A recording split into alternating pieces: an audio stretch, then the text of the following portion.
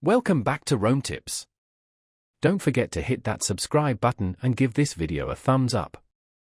All the links mentioned in this review are down in the description below.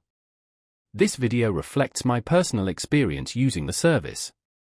Today, we're diving into Vodafone, specifically their website at Vodafone.com.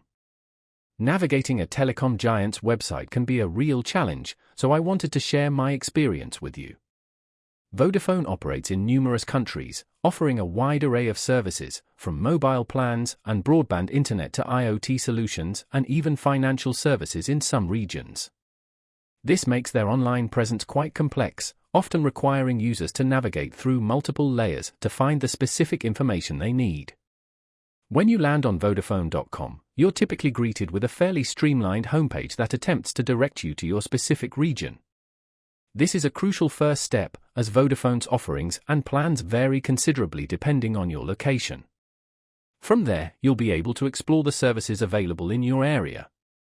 This can range from individual mobile subscriptions with varying data allowances and international calling options to business solutions encompassing connectivity, cloud services, and cybersecurity.